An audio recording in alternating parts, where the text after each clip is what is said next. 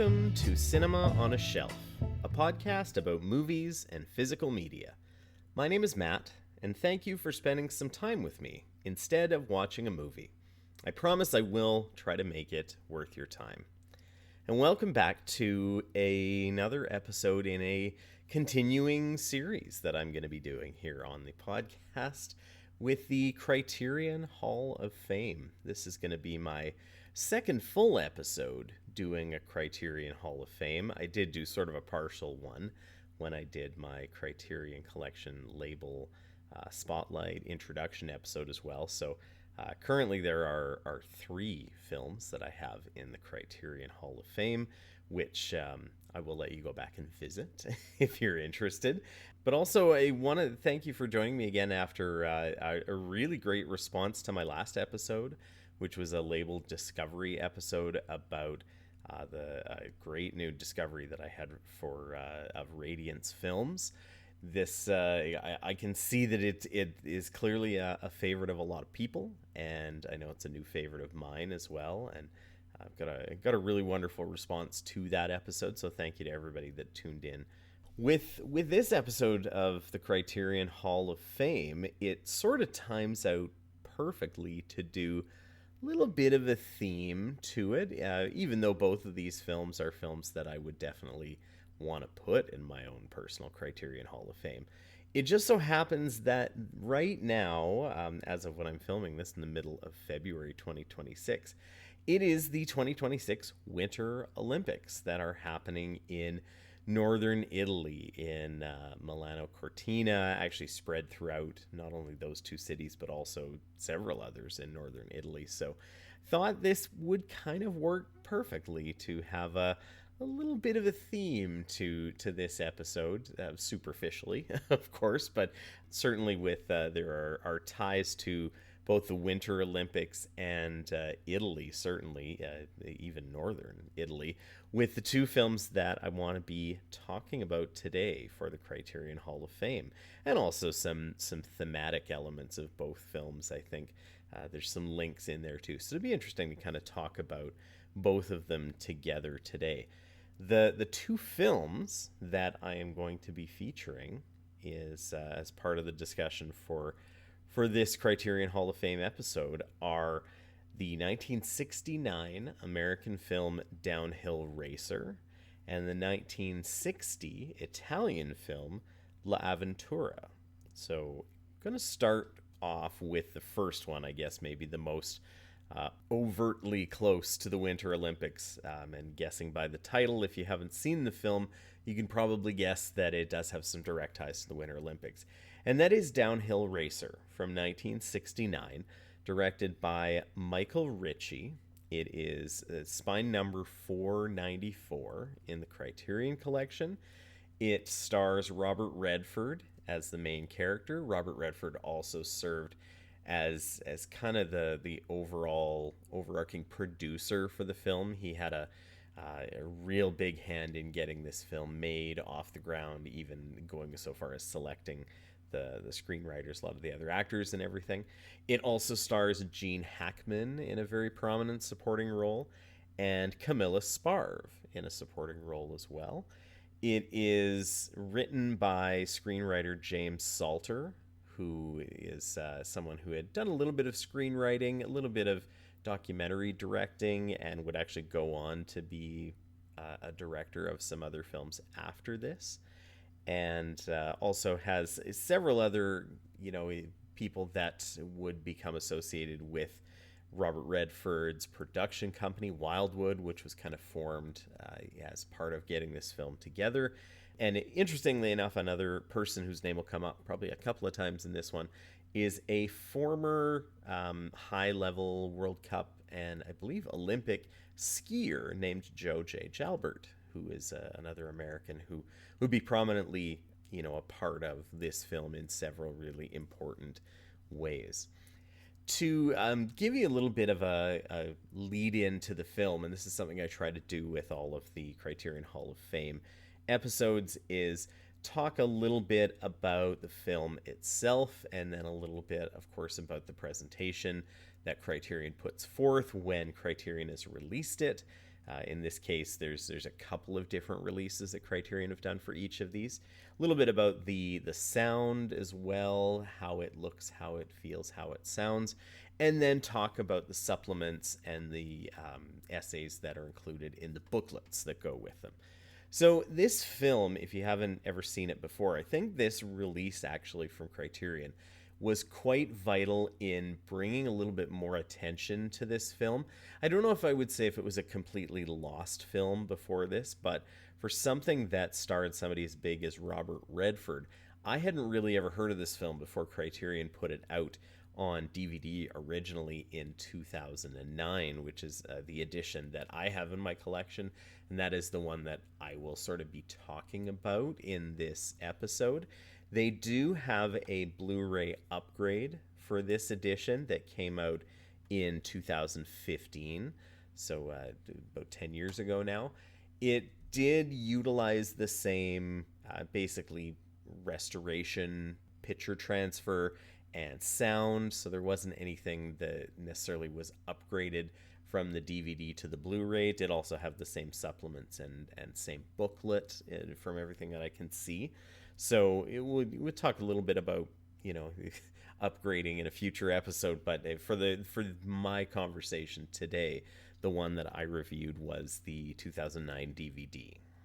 So as I mentioned, this Criterion edition kind of brought a lot more attention to Downhill Racer, and it's one of those films that really it fits in at a very interesting time in its history. So 1969 is kind of right around the time when a lot of things were changing in Hollywood. The sort of quote-unquote new Hollywood was really getting into full swing with films like Bonnie and Clyde and Rosemary's Baby, The Wild Bunch, a lot of films that were sort of kicking down some of the doors that Hollywood had put up, and some of those guardrails like the Hays Code, or just even really changing the format of films. Even films like Easy Rider were coming out at this point in time and kind of making a real kind of noted cultural shift and showing that there were films that could come out that, you know, were for younger people or were influenced by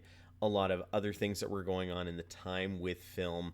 Certainly internationally, this film owes a lot to a lot of other European films, you know, especially one that we're going to talk about later on in this episode. But it fits into that mold of kind of, I guess, you know, not necessarily counterculture in this case, but having elements to the film that rub up against what you would traditionally think of a quote-unquote Hollywood film at that point in time, because the old Hollywood studio system didn't really exist anymore. A lot of these ideas of what was considered, you know, decent in film, there was a lot more swearing, there was a lot more, you know, graphic violence or language, or even just, you know, taboo subjects were becoming a little bit more prevalent in films, as was the idea of sort of an anti-hero, or having a character that wasn't necessarily this like bravado leading man or woman in the film that was, you know, the hero of the film, which is really interesting in this film because it does definitely embrace that idea of an anti-hero, and it stars Robert Redford, ostensibly one of the, you know, most recognizable, charming, handsome leading men of his time. And his time was sort of just beginning at this point in time. He actually had 3 films come out in 1969. My wife and I just did our most recent episode of our own podcast called I Can't Believe You Haven't Seen, where we watched Butch Cassidy and the Sundance Kid, which also came out in 1969 and was sort of the really big star-making film for Robert Redford. And he'd been in some other smaller films and then was in Barefoot in the Park before this. And he, you know, got interested in trying to bring some projects forward and tell a bit of his own stories, as he talks about in the interview he does on the Criterion DVD. So Downhill Racer is the big part of that. So it stars him as a downhill alpine skier that is brought onto the American Alpine team, who's competing in Europe, in preparation a couple of years in the future to get ready for the Olympics, which is essentially the 1968 Winter Olympics in Grenoble, which they did actually get a chance to film a little bit at, which is really quite interesting. So Robert Redford's character is brought onto the team as a substitute because one of the other skiers has an accident where they break their leg and are not able to compete. So he is brought over from America, from his small town in Colorado, where he has, kind of been identified, and I guess doing some training is on the radar of this American team. And Gene Hackman, who is the coach of the American team over in Europe, has brought David Chaplet, is the name of Robert Redford's character, over to fill the spot that is now available, because there's the money available in spots that have been earmarked for a certain amount of American men's skiers on the FIS circuit, and he is going to take over this spot. And it basically follows him through this initial season of kind of getting his feet under him and having a little bit of success in varied capacities, because his character is definitely a very talented skier that is a little bit erratic, like is incredibly, obviously very naturally talented, but is maybe a little bit reckless, will either finish really well or crash. And also is a person that doesn't really gel or fit the mold of what you would think of as an athletic hero in a sports movie, which makes it really interesting. He's actually playing a character, in the anti-hero kind of vein, who really isn't very likable in a lot of the ways. He is quite inarticulate. He's a little bit crass and kind of, rude and maybe inappropriate in some ways. And you do at times in the film get to go back with him to the small town in Colorado that he's from, and see him interact with his father, who is very much kind of that way. And he doesn't really think too highly of people. He's not very good with the way he treats his teammates and some of the women he's involved with. It really is not playing a very likable character at all. And even Gene Hackman's coach character, you can kind of tell that like he really doesn't necessarily like this person, but he knows and can see the raw talent in him. And they using somebody like him and another skier on the team with the last name of Creech, that they are both really talented, and maybe they can make a dent in this sport of alpine downhill ski racing, which is really dominated at that point in time by European countries. And there's a lot of really interesting aspects of the film that talk about the idea of having a team from the United States competing in this way and really not actually having a lot of money to be able to compete with something that is very Eurocentric and very Euro-dominated. They're always competing in Europe at that point in time, so there's a bit of a fish out of water element of it. And it just sort of follows these escapades leading up and kind of culminating at the 1968 Olympics in Grenoble, France. I mentioned the film itself being in that kind of late 60s period of the new Hollywood, and of the kind of different trends and emerging themes that were coming from places like European films.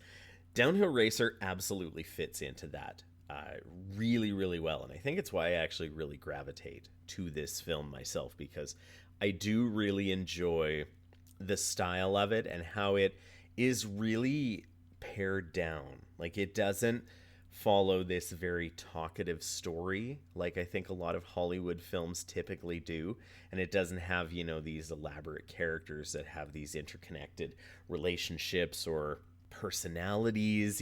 It really pares it down a lot, both in character and in story, and even in the way it's directed. It's done with some very simple touches, some really interesting visual touches, which Michael Ritchie was kind of I guess maybe a little bit of a forgotten aspect of that new Hollywood, era. He's a very interesting director. He would go on to have a very unique career of, this being kind of his first major feature film coming from the TV world. And he would, direct Robert Redford again in an acclaimed film, The Candidate, that Robert Redford would be known for. Would also go on to direct other sports movies, everything from, stuff that's maybe a little less serious, like Bad News Bears and Semi-Tough, other things that were a little more tongue-in-cheek. I believe within his next couple of films, he would go on to do a film called Smile, which is sort of a satirical look at the American beauty pageant culture of that time. He had a really unique career and would actually go on to continue making films into the 90s before he died in the early 2000s. So, he was a really interesting figure, really influenced by a lot of European filmmaking at that time. James Salter, the screenwriter, also was very, very influenced by the French New Wave. He speaks about it in one of the interviews he does on the DVD. It's a very unique film in that it, feels like it's a very lean script. It feels like there isn't too much dialogue. It's almost like you're given sort of just enough to really get what you need out of the characters and tell the story.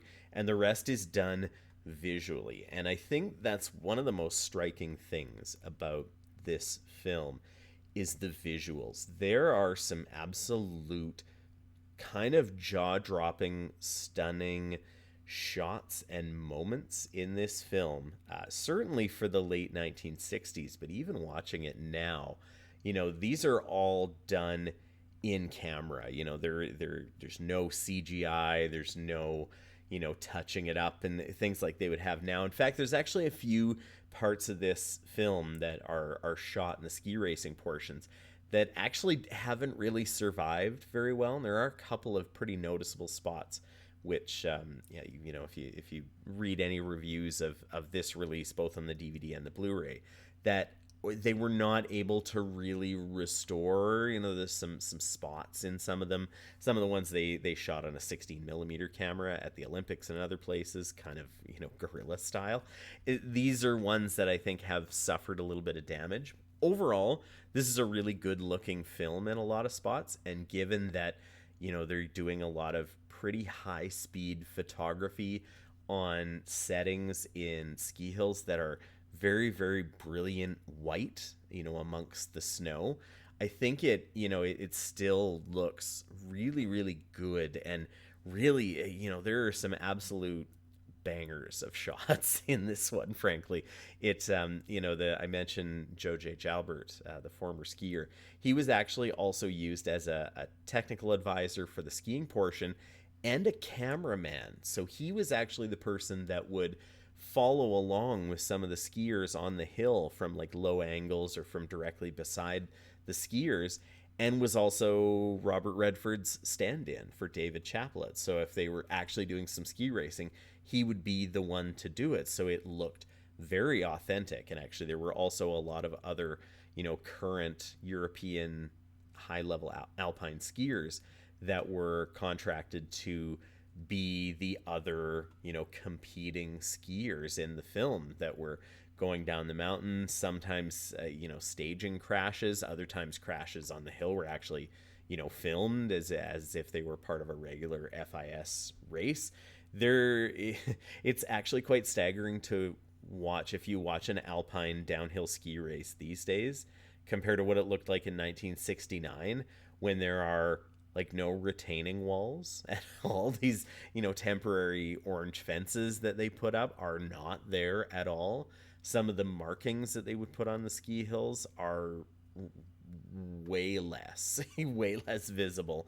There, are spectators that are like a foot or two away from these skiers going down the hill in some cases. And when they, are crashing, they're crashing into areas where spectators are. It's like, man, there are alarm bells that went off in my head of just the safety concerns that would have gone on then. But I mean, that was how it worked at both the Olympics and on the FIS tour. So it's pretty staggering to watch. And there's actually quite a few shots of the skiing happening where the camera is being held by Joe J. Jalbert as he is going down the hill, and it is pointing directly down. So you get, I can only imagine watching this film in a movie theater in 1969 and just having that like pretty terrifying high speed skiing moment, happening on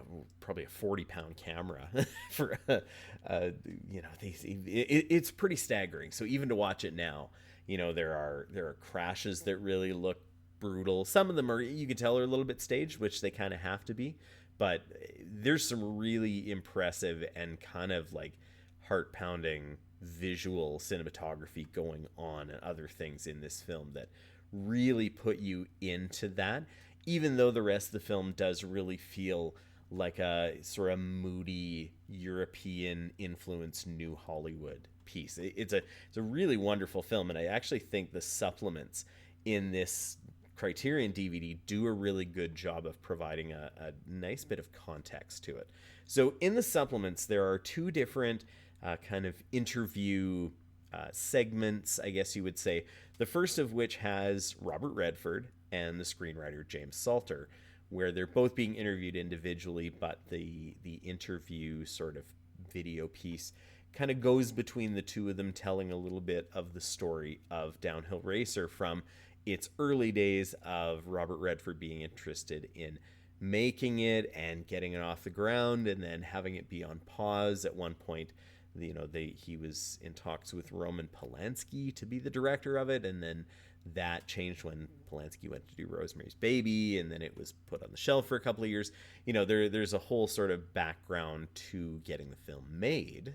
And then also going through with the two of them of, picking the director Michael Ritchie and the actual making of the film, and some of the kind of anecdotes and things that they discover about the film, and some of the parallels that were drawn in the characters, and some of the things that Robert Redford was really interested in, looking at sports. He was involved in athletics when he was young, and would play athletes in movies after this one.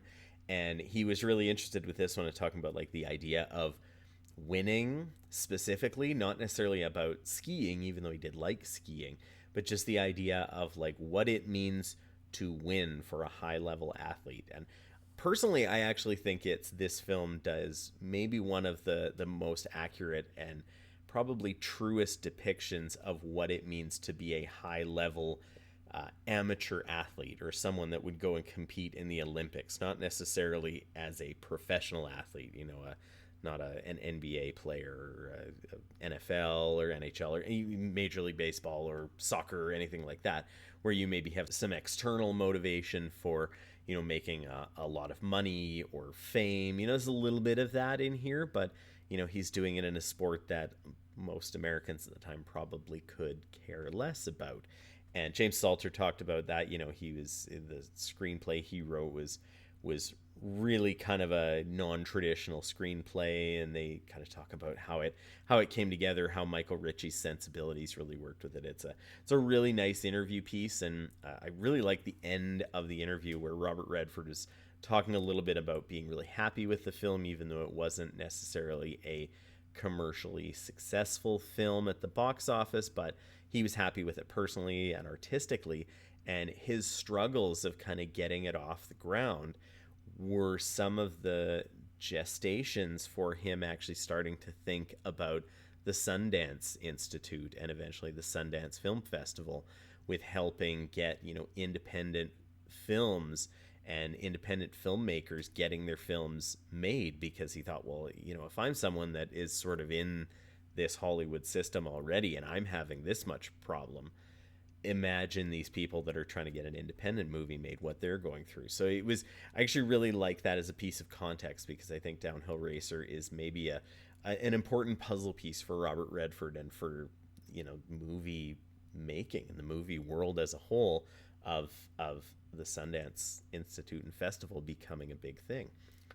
The second interview piece that's on the DVD is one where it goes back and forth between three people: the editor, Richard Harris, the production manager, Walter Coblins, and then Joe J. Jalbert, who served, as I mentioned, as a cameraman, technical advisor, and stand-in for some of Robert Redford's skiing in the film, and talked a lot more about some of the technical and the filmmaking aspects. They did talk a lot about how they were going to get some of the ski racing on film, which really hadn't been done before or to that degree at all. I'm trying to think at that point, you would have seen some skiing certainly in maybe James Bond films, and not a lot else. I think the only other movie I can think of off the top of my head that had any kind of skiing in it by that point would have been the film Charade with Cary Grant and Audrey Hepburn, and they're not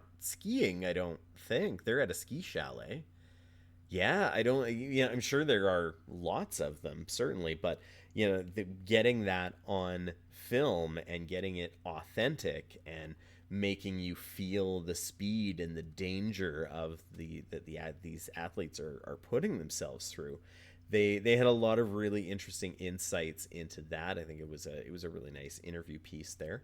There is also an audio excerpt on the DVD from a 1977 seminar that Michael Ritchie put on at the American Film Institute, and it talked a little bit about directing, and he mentions Downhill Racer, but also several other of his films. Even though this excerpt kind of does snip some of the parts about Downhill Racer specifically, but it's a nice little piece as well. It's maybe not quite as thorough as the other interview pieces, but it is a really nice piece, obviously with Michael Ritchie not being alive when this release came about. It was nice to have some archival audio from him at that point. There's also a kind of a unique promotional feature, is what they call it, called How Fast, which is narrated by Robert Redford and does show some parts of the film, but it's more than just a movie trailer. It also shows a little bit of some of the behind the scenes. I actually would be interested to look up kind of where this was shown, who it was for. I'm assuming it was probably for putting on a TV program at the time to maybe promote it. I don't imagine it was going in front of another movie at the theater or anything like that. It is quite interesting, and it's sort of a curio, I guess, more than anything at this point. It's with Robert Redford being as involved as he was in this film, he narrates it, they show him working kind of with everybody, so it does make sense that this is something that he kind of spearheads for it. You don't see these very often, but it was a nice little inclusion on this DVD. And it is nice because that is actually where the supplements end with this one. And interestingly, with Criterion stuff, this is what you would probably call a quote-unquote lean release. It doesn't necessarily go into a huge amount of depth or have an extra documentary or a featurette about the filmmaker or an actor or something. These interviews are really quite nice. They're not super long. And, even the booklet, it does have one really nice essay by film critic Todd McCarthy called Trailblazers, where it actually takes a little bit of a look at kind of the three main men that are involved with this film: Robert Redford, James Salter, and Michael Ritchie, and how they kind of really came together with this triumvirate of bringing the film to be out in what it is. But that is all that's in the release, and it is definitely a lean release for Criterion, but I do think it is a really nice snapshot for a film like this that maybe didn't have a huge amount of success at the time, and maybe hadn't lived the legend as some other Robert Redford films had. And I think this does a really solid job of framing it within the context of his career and the new Hollywood at the time, and also sports films in general. I think that, this is a release that I really do feel actually does a huge service to the film itself. I think a lot more people have been able to see this film because of this Criterion release. And I hope that more people are able to see it because this exists and is still in print, like I said, as a Blu-ray upgrade at this point. That I'd be interested to pick it up because I do really like this film. From what I can tell from reviews online, it is, like I said, the same HD restoration that was undertaken for the DVD that's put onto Blu-ray. So there wasn't any extra restoration or a 4K scan that was done for the 2015 Blu-ray as opposed to the earlier DVD. Sound-wise, it also is using the same uncompressed mono soundtrack. So it, from anything I looked at, and one place I will go for some of these reviews is criterionforum.com. And they, in comparing their reviews for the two of them, they pretty much have said, like, hey, these are pretty much, the same thing. The Blu-ray picture does look a little bit better, although, even for a Blu-ray, it's like it, if they did do more of a restoration, it could be even better. Even though it looks really good. And actually, they do note in their review that the DVD to them does look really, really good. And I will say that in watching it this time, that even as a DVD, some of the spots, specifically some of the static spots when they're, not doing the ski racing and in some of the European villages and towns that they go to, it looks really good. Some really striking colors. Really, really enjoy this film, as you can probably tell, and would personally give it a huge recommendation.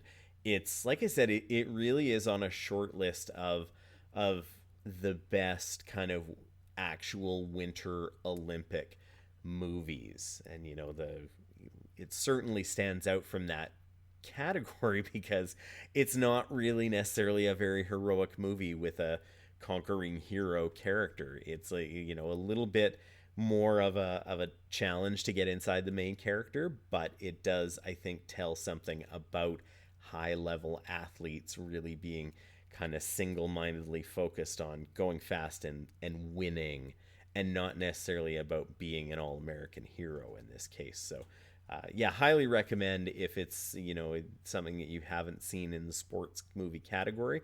It's a little bit different. It's not as boisterous. It's not as dialogue heavy, not plot heavy necessarily, but just a really dynamic look at high-level athletics, in this case being alpine skiing. So in keeping our 2026 Winter Olympic theme going in this episode, I'm going to shift more from the Winter Olympic to the Italian in this part of it. And we're talking about a filmmaker that I have actually talked a little bit about in a previous podcast when I did my Labeled Discovery episode about indicator films. That's Michelangelo Antonioni, the legendary Italian neo-realist director, and one of his most well-known films from 1960, La Avventura, or if you're translating it into English, The Adventure. This is an early film into the Criterion DVD Blu-ray line. It is spine number 98. It actually was also a Criterion Laserdisc way back in the day. So this is a property that Criterion and Janus Films have had as part of their kind of long-term catalog since the very early days. I believe the Laserdisc came out in the late 1980s. So this is something that they have been bringing to audiences in North America for a very long time. The original DVD was released in 2001 with an upgraded new restoration being released on both Blu-ray and DVD in 2014. Now, I actually have owned both of these editions. I will throw all my cards on the table here. I really love this movie. So I have owned both of these. The original DVD was a double disc DVD in one of those sort of thicker cases. And then when the upgrade came in 2014, I upgraded to the Blu-ray copy that I have now. When that upgrade happened in 2014, it was part of a 4K restoration that went around, and Janus actually did sort of the roadshow thing, which they do sometimes with Criterion releases that are about to come out on an upgrade or a Blu-ray or 4K, where they do a 4K restoration and then take the 35 millimeter print like on a theatrical tour worldwide before they put it out on physical media. So that's the version that I was able to review for this one. I've had for some time now. It stars few notable Italian actors. The most notable of them is someone who he would go on to work with many, many more times, and that is Monica Vitti. She is playing what I would call the main character of this film, even though there are sort of three main characters in the film, one of which is not in the film for very long, definitely. Monica Vitti is playing the character Claudia. Then we have Gabriele Ferrezzi, who is playing the character of Sandro, and Leah Massari, who is playing the character of Anna. Leah Massari is someone that has been in, several other very well-known films. I think probably the one that maybe is the most seen by a lot of people other than L'Avventura is Murmur of the Heart, which is also in the Criterion Collection. It's a Louis Malle film. And he was in a very notable Italian actress as well.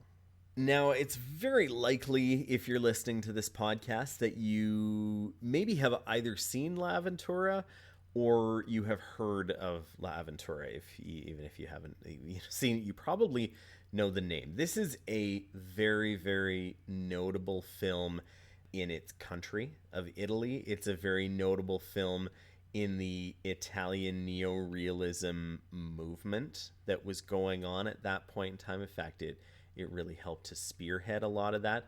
It's the film that, brought Michelangelo Antonioni international fame.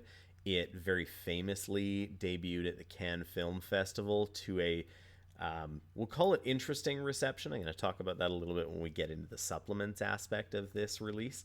And it kind of kicked off a run of films for Antonioni that is pretty legendary, a lot of them which are available on the Criterion Collection. So you have films like La Notte, L'Eclisse, Red Desert. The Passenger is one that's not on Criterion, but it's the one I did talk about when I did my Indicator Films release episode.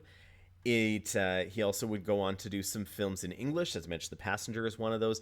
Blowout is one of those, which is another film that I absolutely love that is in the Criterion Collection.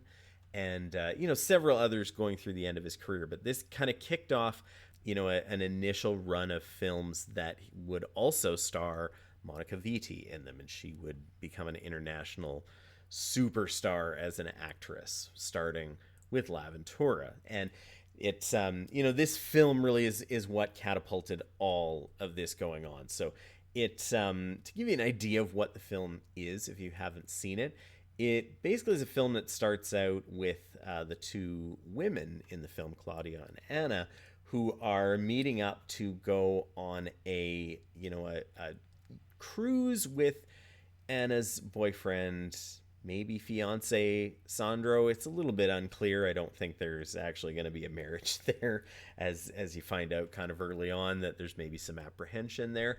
But they are meeting up to go on this cruise with some other friends of theirs, all of whom are very much in the upper middle class of where they are living and in the jobs they're doing. And it's they go out on this boat and are just sort of lounging around, and they dock for a little while and go walking around on this island in a certain area. I believe it's if I'm remembering from the commentary track, I think it's somewhere sort of near Sicily in the Mediterranean. And they go out and about for a little bit of a walk around on this island, and suddenly Anna goes missing. This is probably the part where I should say spoiler alert, but this film is old enough now.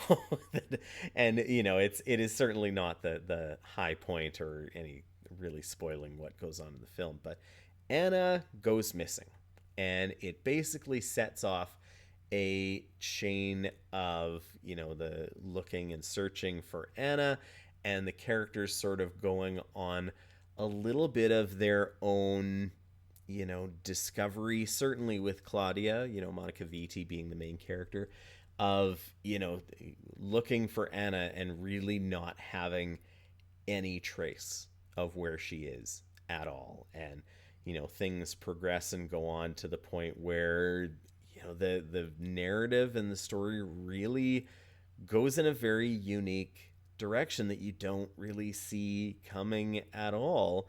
And it does it in a very ordinary way. So this is a real kind of, I don't know if it's taboo busting necessarily, but this is one of those films that goes in a similar way to a lot of other European films in the time. Certainly the Nouvelle Vague films and French New Wave did this, where they were really kind of freeing themselves of the conventions of movies that had been around for years and years and would honestly still continue to this day, but really exploring with the form and saying, we don't necessarily have to do these things that other films did. We don't have to, have a happy ending. We don't have to have all of this dialogue to drive along a story. We can frame things in unique ways. We can set up perspective shots in unique ways. We can have these characters that, do things that are unexpected or that are jarring and very different and maybe seem like they're done for no reason. And this is one of those films that really spearheads, I think, a huge inspirational wave through a lot of films that would really take hold in Europe and would go internationally and influence movies throughout the world. I mentioned Downhill Racer being influenced by a lot of European films from the 60s. This absolutely would be one of them. I would not doubt at all if L'Avventura was a film that Robert Redford had seen, that Michael Ritchie had seen, and Antonioni, became a legendary figure because of this film. And it's no surprise that this is one that Criterion has kind of hung their hat on through their Laserdisc days all the way until now. They've always kind of made it something that's readily available as a piece of quote unquote important cinema. And I think it's kind of been considered that ever since it came out in 1960. Although you may not want to say that to the audience, is at the Cannes Film Festival the year it came out. So this is a film, and there are several films at the Cannes Film Festival. If you know anything about the history of it, or sort of even just what the festival seems to be like, there are a lot of films that have, premiered in competition at Cannes that have met with interesting reception from the people watching it, sometimes from the critics reviewing it, sometimes both.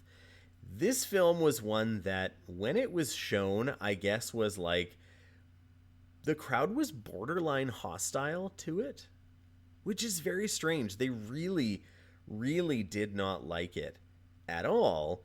However, the, jury and the critics and a lot of other filmmakers that were there watching this film for the first time were absolutely head over heels with it. And, this is an instance, I think, of a legendary film, really not being fully understood by an audience in its time immediately.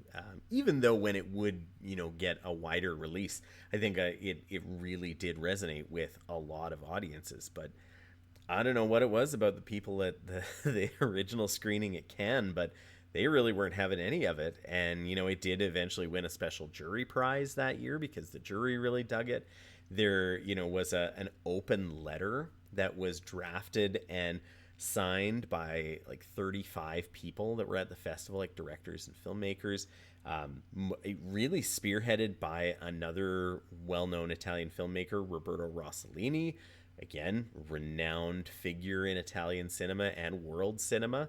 And, I think it immediately was recognized as a really significant work of art, to the point where a couple of years after it came out, when Sight and Sound did their, best films of all time list in 1962, it was only 2 years old, and it was, I think, like the third highest voted film in that list. It's pretty astonishing, and it had a real impact right away. It did make waves throughout the world, certainly, as well as Italy. And like I said, it made a name of a lot of the people that were making it. And this Criterion edition does really have a lot of things in it that do paint a really interesting picture. And it starts actually with a really great audio commentary from film historian Gene Youngblood. And it was originally actually recorded for their 1989 Laserdisc edition. So this is this is hate to think how old this is, but this is now a commentary track that has been around for years and years, and I hadn't listened to it in a really long time before revisiting it for this episode. And I need to say that it really is one of my favorite types or styles of commentary tracks, where Gene really takes the opportunity, and he actually says this right near the beginning of it, of going through the film, watching it as we're watching it, and talking about ways in which you can look to read the film. It's a very scholarly type of audio commentary, and there's a lot of different great ways to do an audio commentary for a film like L'Avventura. I think this is the perfect approach to it, and I'm not surprised that they haven't tried to upgrade this commentary or switch it out with something else. I am maybe a little bit surprised that they maybe didn't include another commentary track. It's not super uncommon these days for Criterion and other labels to have multiple commentary tracks. And I absolutely do not think this one should be tossed out at all. I really do think it's a very, very informative commentary track, and I'm happy they included it here. I am a little bit surprised that they didn't have something else to add to it, because we are now 37 years removed from when that is, and it's gone on to have a complete whole other life at this point. Now Antonioni is no longer with us, and there may be even more scholarly approaches and fresh takes on I do think I was surprised they didn't maybe include anything in this, but certainly not complaining about the audio commentary that is included here. I think it's really wonderful. Perhaps in place of that is a 3-part analysis, kind of pseudo conversation documentary-ish type of thing, with the French director Olivier Assayas. And I'm probably pronouncing that wrong, I apologize. Olivier, another director who actually has had some films in the Criterion Collection and is still making films today. He has an analysis that he breaks down for sort of 3 themes that you can watch in the supplements by themselves or just all together as one. And he does a good job of kind of breaking down the film through these specific themes and lenses. So perhaps instead of including any kind of a new or secondary commentary track, perhaps this is what Criterion's chosen to include in that way. And I do like this, because this is a film that I think is probably very often taught in film schools around the world, and I think somebody like Olivier would have probably gone to school, or maybe even grown up having seen this film and knowing this film and potentially studying this film as well. So it is nice to have that unique perspective, that newer perspective to go along with the film. This is a film that I think is very, like a lot of European films in the 60s, is really rife for discussion and open to interpretation and what you feel when you watch it. It very much is a film of emotions as opposed to dialogue, and it lends itself to this kind of a conversation, which I think is really nice to have included here.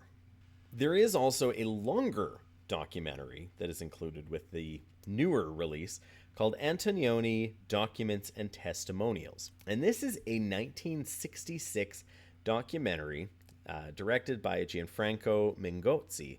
and partially co-produced by the National Film Board of Canada and Mingotsi.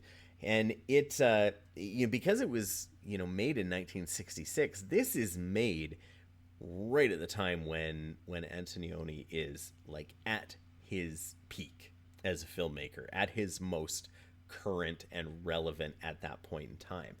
And it actually does make for a kind of an interesting, almost newsreel documentary aspect of it. It's about an hour long, maybe just slightly less than an hour.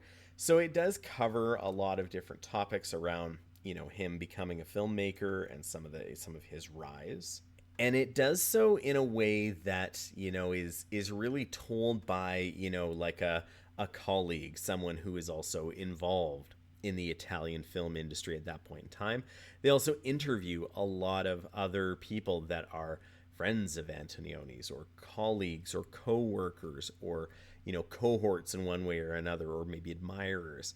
They even do show Monica Vitti, who obviously they inextricably linked to, talked about his personality and how he's affable and maybe not so comfortable in the spotlight, but when he's directing and when he's on set, he really knows and understands the art of what he's doing and the direction that he wants to take things.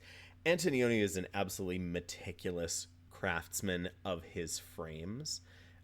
L'Avventura is, I think, one of many examples where this is the case. Like, he is very, very conscious of the angle of his camera and the perspective. L'Avventura is filled with these incredible perspective shots that seem somewhat surreal. They feel strange in some of the ways that people are in the foreground and people are in the background, and the landscape is like dwarfed in some ways by the people in the foreground. There's a lot of really different perspective shots that are used so masterfully. And in L'Avventura's case of using them not only with the people but also with the kind of space and the lack of people, with Anna not being in certain areas of the film. The documentary really does talk about that idea of him being this craftsman and being really revered as someone who's very meticulous and conscious of what he's doing in his art. So was a very loving documentary, and, as it says, testimonial to what he meant to Italian cinema at that time, what he meant to world cinema at that time. And coupled with the earlier 3-part analysis and the commentary track, I do think it provides a really nice context with everything. There is a short essay in the booklet as well called A Present Absence by film critic Jeffrey Noel Smith, that also does a little bit of talking and framing of some of these things. It does have a brief statement from Antonioni after the film's release at Cannes, and a copy of that open letter that I mentioned that Roberto Rossellini spearheaded and got people to sign at the Cannes premiere. Now, I am going to nitpick one little bit of this, even though this is being picked for my Criterion Hall of Fame. Even with this upgrade on Blu-ray and the 3-part analysis, it does carry over the supplement, the commentary from the original 2001 release.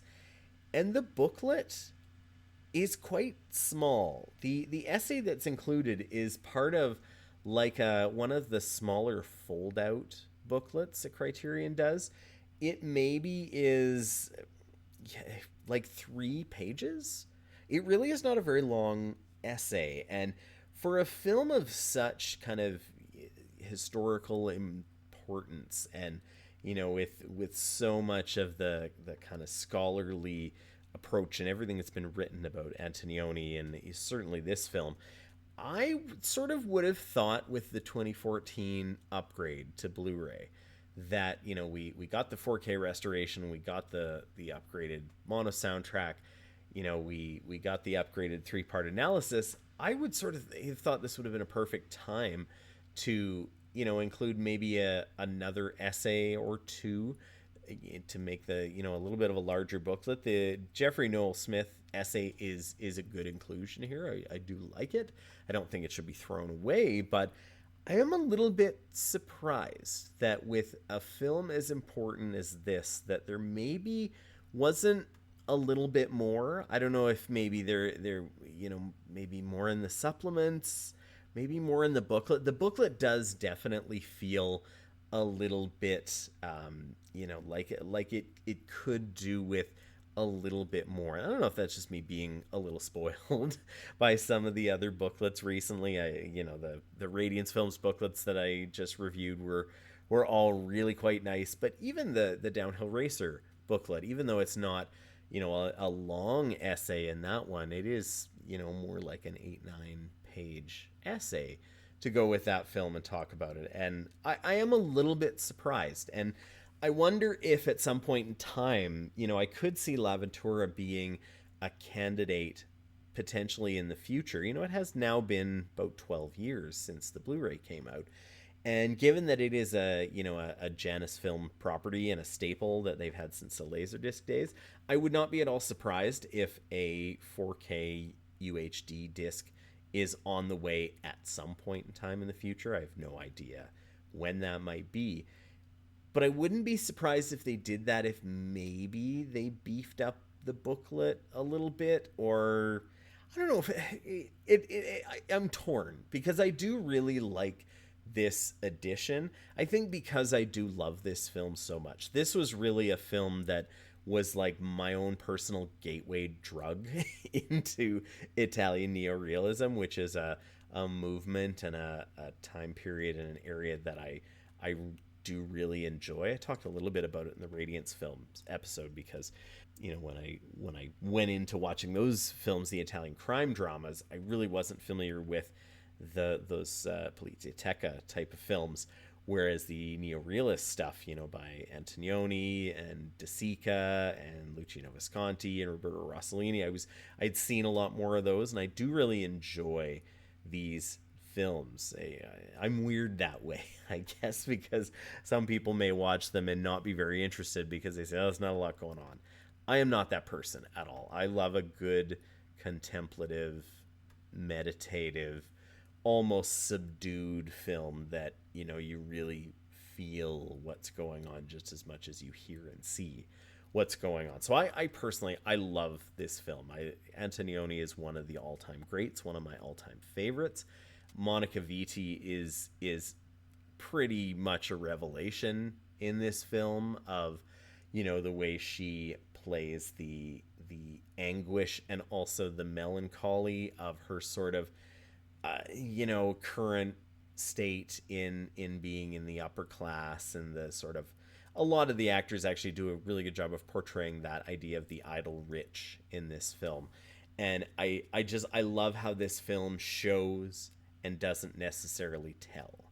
There's a lot you can infer and a lot you can take from it. And I really dearly love this film, which is why I originally bought the first DVD and then upgraded to the Blu-ray. The picture does look pretty astounding on this, I will say. There's so many shots, whether it's on the Mediterranean, on the island, in some of the countrysides, in some of the cities, that are, even if they're kind of gritty and more run down, which is something that Antonioni would play a lot with, of sort of the idea of the past and the modernity clashing. It looks awesome. This 4K restoration from the latest release is just like, it really is great. It shows so much detail. It shows, I mentioned about, the perspective shots. It really does, give you this very surreal idea of like seeing perspective without depth of field, which is wild. And I don't even know how Antonioni was able to do that necessarily, but it just is such a real visual standout that I'm really happy that this Criterion version looks as good as it does. And it's an interesting film. It's one that I think is important to the history of cinema, and this edition I think is a great one to pick up. And if they ever do a 4K of it, it's gonna look unbelievably good. And it comes obviously I'm putting it in my Criterion Hall of Fame. It obviously comes with a pretty high recommendation from me. I have gushed enough for one episode about two films that I really love for different and related reasons. And I do really hope that if you're interested in them, that you will check them out. I know that L'Avventura is available on the Criterion channel. Not sure about Downhill Racer. I think it's come in and out a little bit, but obviously these physical editions are both still in print and available for you to pick up as you see fit. Yeah, if you want to check out any other episodes that I've done, whether it's other Criterion Hall of Fame episodes or other previous ones, I'm really glad that people have been checking things out. Thank you very much for listening to all of you that have, and anybody that's listening in the future. If you want to keep up with what's going on with the podcast, I do have an Instagram for it that's just @cinemaonashelf. I do also have an email address, which is cinemaonashelf@gmail.com. If you want to send me a message, let me know what you think of any of the episodes. Let me know what you think of these two films, if you've seen Downhill Racer and L'Avventura, or maybe you are looking for other recommendations for things. Hey, I would love to chat movies over email. I also do have a Letterboxd account, which I love using, and would love to follow you back if you're interested. My Letterboxd user is @Maddie236. I did also mention earlier that my wife and I do have our own movie podcast called I Can't Believe You Haven't Seen, which we most recently watched another Robert Redford film, Butch Cassidy and the Sundance Kid. We go back and forth watching movies that one or the other of us has never seen before. And yeah, you can check it out on any podcast platform or YouTube. And yeah, until next time, in my next episode, I think I want to talk about something that I actually mentioned a little bit in this episode of, these two releases. One of them with L'Avventura being a Blu-ray that I upgraded from an original DVD. And in Downhill Racer, a DVD that there is a Blu-ray available, but I haven't upgraded yet. So I think in the next episode, I want to tackle that idea of upgrading.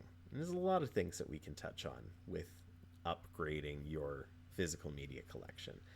Anyways, until next time, my name is Matt. Thanks for listening.